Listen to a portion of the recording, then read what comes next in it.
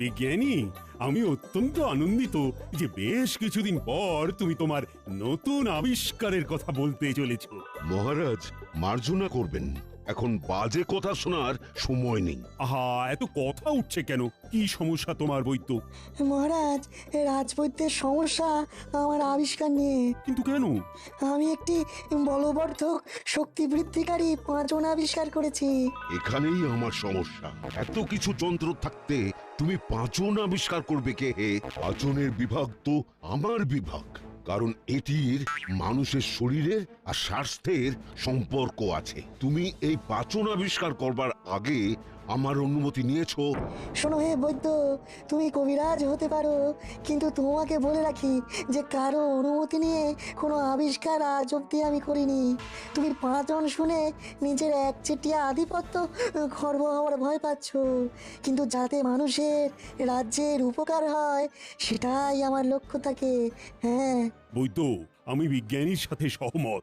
বিজ্ঞানীর আবিষ্কার করার কাজ বিজ্ঞানী করেছে, তবে তোমার সংশয় আমি বুঝতে পারছি আর তার সমাধানও আছে আমার কাছে। তার আগে শুনি এই আবিষ্কারের নমুনা। বলো বলো বিজ্ঞানী, বলো। মহারাজ, আমি যে পাঁচন আবিষ্কার করেছি সেটা অত্যন্ত গুরুত্বপূর্ণ পাঁচন। যেই পাঁচন সেবন করবে মুহূর্তের মধ্যে তার শরীরে বাঘের মতো জোর চলে আসবে। সেই মুহূর্তে পাঁচনের প্রভাবে তার হাত পা নিষ্পিস করবে জোর দেখানোর জন্য। পুরুষ হোক বা মহিলা, সে সেই মুহূর্তে যাকে সামনে পাবে তাকে ঘুষিও মেরে দিতে পারে। হ্যাঁ মানে সে একেবারে হিতাহিত জ্ঞান শূন্য হয়ে যাবে, তাই তো? হ্যাঁ, ঠিক তাই। ওরে বাবা, মানে আমি যদি আমার গিন্নিকেই পাঁচন সেবন করাই তাহলে সে আমাকে ঘুষিও মেরে দিতে পারে? সেই মুহূর্তে সামনে দাঁড়িয়ে থাকলে নাক ফাটবার সম্ভাবনা প্রবল। কি উদ্ভট আবিষ্কার মহারাজ! এতে আমাদের সমাজের কি উপকার হবে? আমি কি এই পাঁচন রোগীকে পথ্য বা ঔষধ হিসাবে দিতে পারি? সত্যি তো, এ তো সম্ভব নয় বিজ্ঞানী। এই আবিষ্কারে আমাদের কি উপকার হবে? মহারাজ, যদি যুদ্ধ শুরু হয় তবে আহত সৈনিকদের জন্য এটি এক অব্যর্থ ওষুধ। আব, এমন যুদ্ধের কোনো সম্ভাবনা আছে বলে তো মনে হয় না। তাও তুমি যখন এটি আবিষ্কার করেই ফেলেছো, তখন এটির স্বীকৃতি তো দিতেই হবে। মহারাজ, আমার বিনীত অনুরোধ আপনার কাছে যে আমি এই পাঁচনের গুণাগুণ পরীক্ষা করে দেখব, এবং যদি সন্তুষ্ট হই তারপর আপনি স্বীকৃতি দেবেন। বেশ, তো তাই হবে। বুঝলে বুঝলে বিজ্ঞানী, অত সোজা নয়। আমি সব বুঝে মতামত দিলে তবেই এটা আবিষ্কার বলে গণ্য হবে। আহা, তা গণ্যমান্য ব্যক্তিরা মতামত দিলে তবেই না আবিষ্কারের মজা। বিজ্ঞানী, তুমি অন্য কোনো যন্ত্র আবিষ্কার না করে এইসব পাঁচন আবিষ্কার করছো, তার কারণ হচ্ছে তুমি আমাকে হিংসা করছো। মহারাজ, বৈদ্যর নিজস্ব একটা সম্মান আছে, আর এখানেই বৈদ্য আঘাতটা পেয়েছে। মহারাজ, একটি বিনীত অনুরোধ আছে। বলো বলো কবি, বলো। পাঁচনের পাঁচালি হোক বন্ধ, দূর হোক আমাদের কবিরাজের দ্বন্দ্ব। মহারাজ, আমি নিজে এই পাঁচন খেয়ে দেখতে চাই, সাথে অবশ্যই বৈদ্য থাকবে। না না না না, তোমার যদি কিছু হয়ে যায় গোপাল। হ্যাঁ, সে বিষয়ে আপনি 100% নিশ্চিন্ত থাকুন মহারাজ, গোপালের কিচ্ছু হবে না। বেশ, তো তাই হবে। ওহে জ্যোতিষী। মহারাজ, পরশু সকালে একটা শুভ যোগ আছে, তখনই পরীক্ষা করা বাঞ্ছনীয়। বেশ, পরশু সকালে বিজ্ঞানীর গবেষণাগারে পরীক্ষা হবে। তারপর সবাই মিলে রাজসভায় এসে আমাকে ফলাফল জানাবেন। আজকের মতো রাজসভা তাহলে এখানেই শেষ করি। আর হ্যাঁ, আগে বৈদ্য পাচন সেবন করে দেখবে, তারপরে বাকিদের সেবন নিয়ে ভাবনা চিন্তা করা যাবে।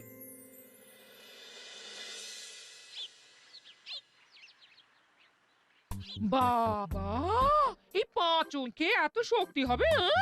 ঠিক গিন্নি, ঠিক। তোমার আগ বাড়িয়ে পাঁচন খাবার শখ হলো কেন? বাড়িতে কি তোমাকে খেতে দিই না? আর তাছাড়া তুমি যে বাজার করো যে বেজার মুখে, তা ওই পাঁচন খাবার মুখ গো।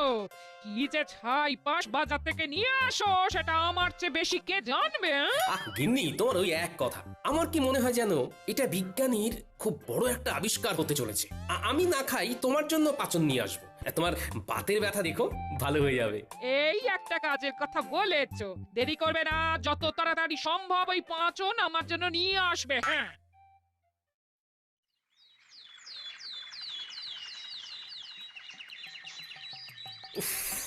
এমনিতেই দেরি হয়, আর এখন গিন্নি আরো আমার দেরি করে দিল। উত্তর পাচনের কথা গিন্নিকে বলাটাই বড় ভুল হয়ে গেছে। এখন দিন রাত আমার কানে খালি পাচনের নামটা পড়বে। ওই শয়তান গোপাল যাচ্ছে রাজবাড়ির দিকে। আরো জোরে চল, আরো জোরে চল, একেবারে ধুলোয় পথ, আর সেই সাথে গোপালকে ঢেকে দে। আরো জোরে, একেবারে গোপালের সামনে গিয়ে দাঁড়া।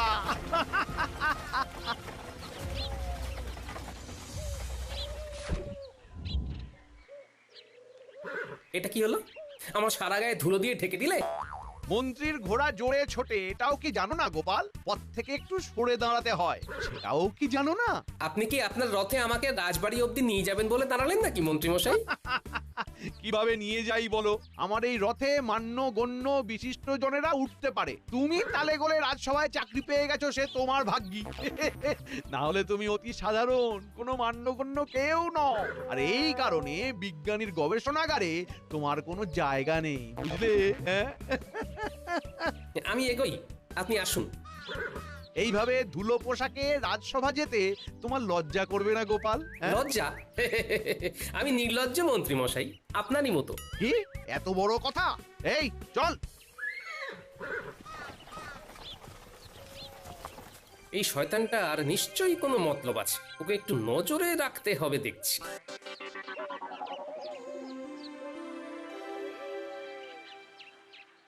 মন্ত্রী, তুমি খুলে বলো না, কি বলতে চাও? মহারাজ, এই রাজ্যে আমি মন্ত্রী, প্রজাদের কাছে আমিও একজন সম্মানীয় ব্যক্তি।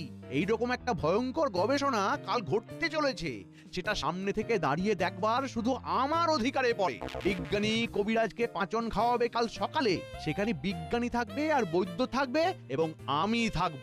এছাড়া পণ্ডিত, একজন পণ্ডিত ব্যক্তি সম্মানীয়, তার মতামতেরও মূল্য আছে, কিন্তু গোপালের থাকার কোনো দরকার নেই মহারাজ। আপনি বললেই হলো নাকি মন্ত্রী মশাই?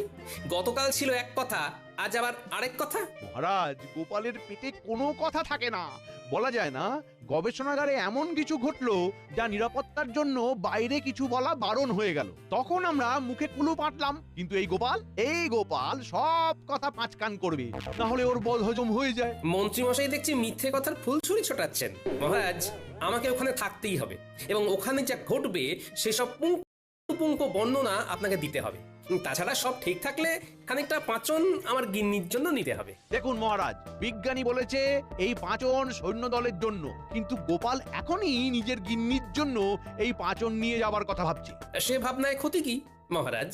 আপনি তো জানেন আমার বাড়িটাই একটি যুদ্ধক্ষেত্র, আর সেখানে আমার গিন্নি বিজয় সৈনিক আর আমি পরাজিত সৈনিক। এখন পাচন খেয়ে আমার গিন্নির বিজয় রথ যদি অক্ষয় অমর হয়, তাহলে ক্ষতি কি মহারাজ?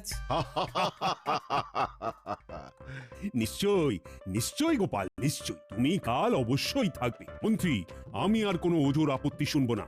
গোপাল থাকছে, আর গোপাল কাল যা ঘটবে আমি তোমার মুখ থেকেই শুনবো। নিশ্চয়ই মহারাজ।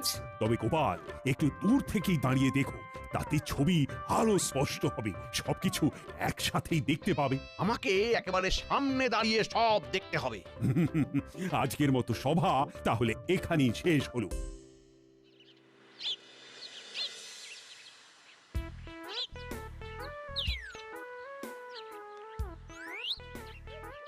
ঠিক ধরেছি, মন্ত্রীর মুখে চোখে দুষ্টুমির ঝিলিক দেখেছি।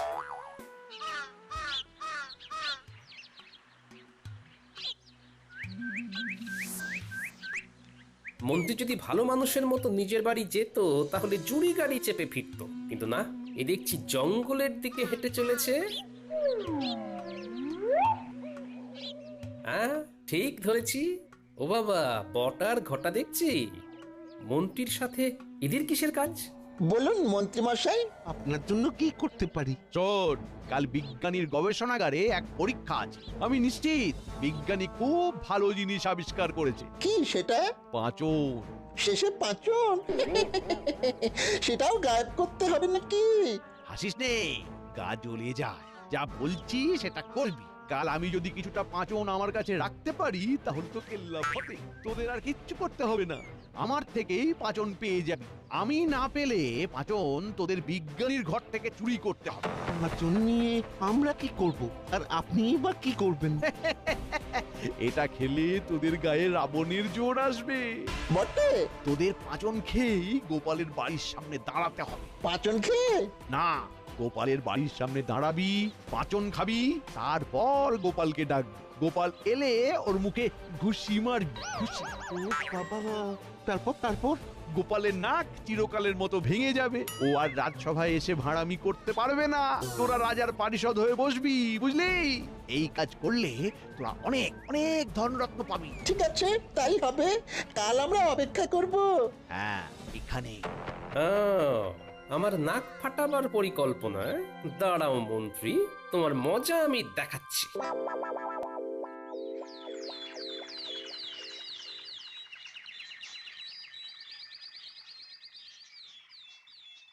তাহলে শুরু করা যাক।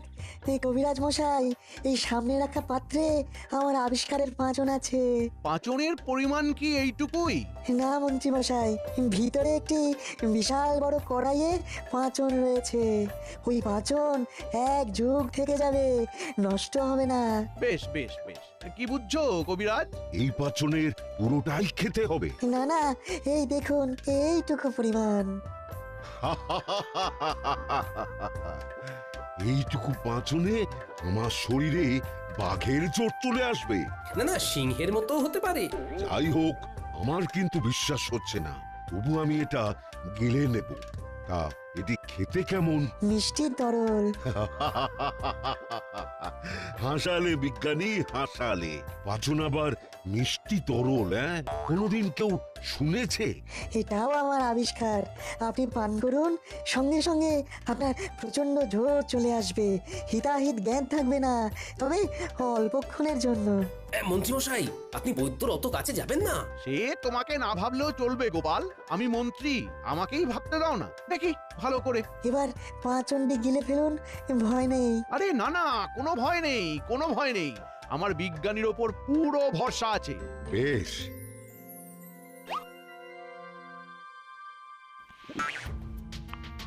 কি বুঝছো কবিরাজ?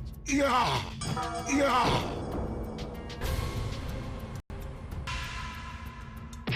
ওরে বাবারে! ওরে বাবা!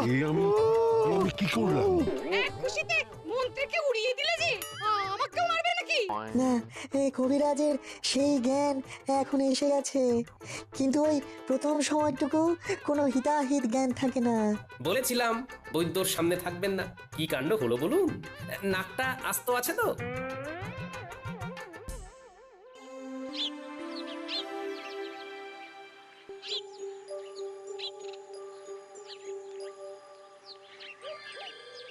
প্রণাম মহারাজ। গোপাল, এসে গেছো? বলো বলো বলো, কি সংবাদ? নিজের চোখে দেখে এলাম মহারাজ, বিজ্ঞানীর অভূতপূর্ব আবিষ্কার। পাচন খেয়ে রাজবৈদ্য মুহূর্তের মধ্যে প্রচন্ড শক্তিশালী হয়ে উঠল। বাহ বাহ বাহ, চমৎকার! পণ্ডিত, মন্ত্রী, বিজ্ঞানী, বৈদ্য সবাই নিশ্চয়ই রাজসভায় এসে উপস্থিত হয়েছে। চলো চলো তাহলে রাজসভাতেই যাওয়া যাক। মানে বৈদ্য এখন ওই মন্ত্রীর চিকিৎসা করছেন। সে কি? কেন? মন্ত্রীর কি হয়েছে? মানা করেছিলাম যে বৈদ্যর অত সামনে দাঁড়াবেন না। কে শোনে কার কথা মহারাজ? আমাকে বুঝিয়ে বলো। বৈদ্য একখানি খুশি মন্ত্রীর নাকে বসিয়ে দিয়েছে। হ্যাঁ, সে কি? কেন? মহারাজ, এই পাচন খাবার পর আর কারো হিতাহিত জ্ঞান থাকছে না। খানিক পর যখন সে উপলব্ধি করছে, ততক্ষণে সে সামনে যাকে পাবে তাকেই ঘুষি মেরে দিচ্ছে। তবে যে এ অতি বিপজ্জনক আবিষ্কার। কিন্তু মহারাজ, তার থেকেও বিপজ্জনক খবর আছে। কি গোপাল? আগে আমার প্রাণ সংশয় হতে চলেছে যে। তোমার প্রাণ সংশয়? না না না না না, সে তো আমি বেঁচে থাকতে হতে দেব না গোপাল। তবে মহারাজ, আমি যা বলছি মন দিয়ে শুনুন।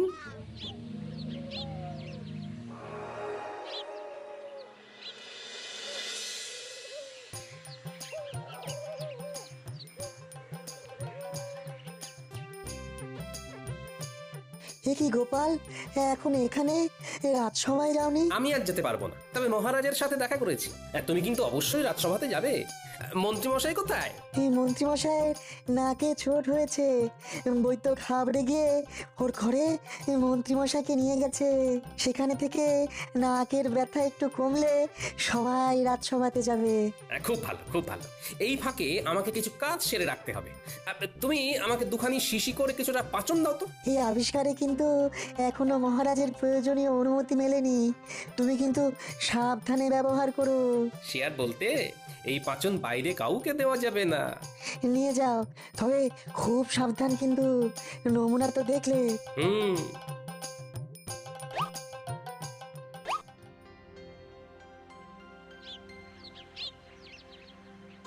মন্ত্রী, তুমি এখন বাড়িতে নেই, আমি তাই যাচ্ছি তোমার বাড়ি। আমার নাক ফাটাবার আগে তোমার নাকি আর আস্ত থাকবে না।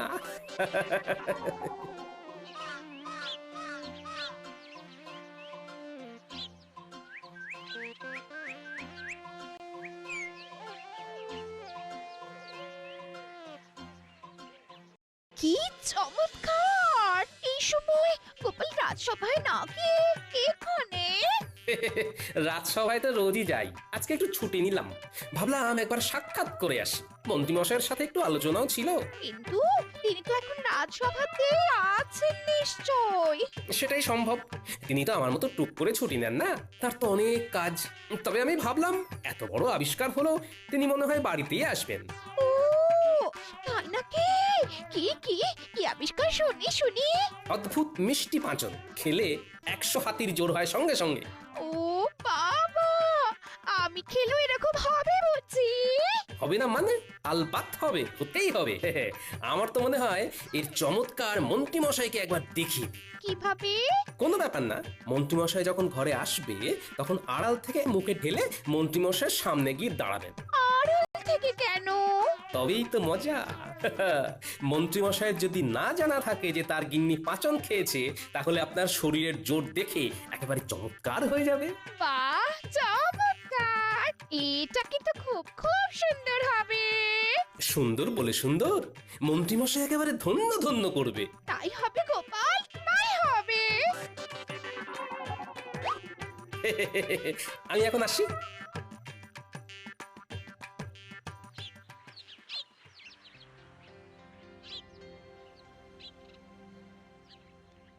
পাচন খাবার তোমার বড়ই শখ ছিল তো, নাও এখন খাবে না।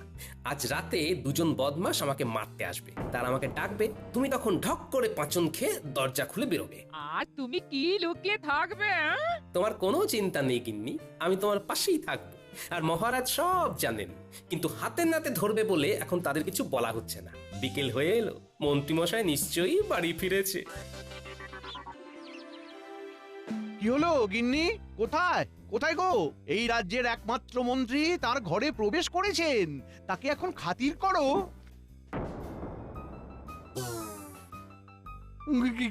কি হলো গিন্নি? এরকম মুখ করছো কেন? ওরে বাবা, ওরে বাবারি, এই মুখ আমার বড় চেনা লাগছে। ওরে বাবা কি কি, হে ভগবান, এ আমি কি করলাম? হে কি? কে তোমাকে পাঁচন এনে দিয়েছে গিন্নি? কে দিয়েছে? গোপাল জি এনে দিল আর বললো এই পাঁচন খেয়ে তোমার সামনে দাঁড়ালে আমার জোর দেখে তুমি খুব খুব খুশি হবে। গোপাল, গোপাল, তোমার আমি শেষ দেখে ছাড়বো আজ রাতেই। ওরে বাবারি,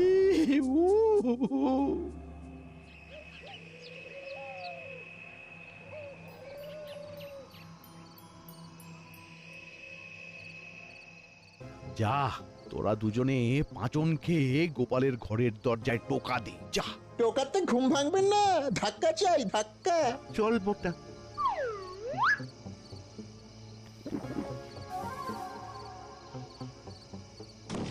ওই যে এসে গেছে গিন্নি, তুমি পাঁচনটা খেয়ে নাও।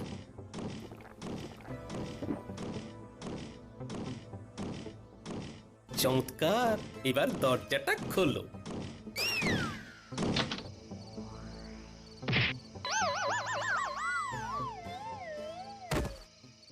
গিন্নি, তোমাকেও বাহবা দিতেই হচ্ছে।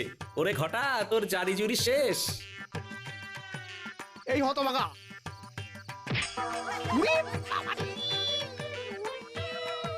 আমার নাক বলে আর কিছু রইল না গো।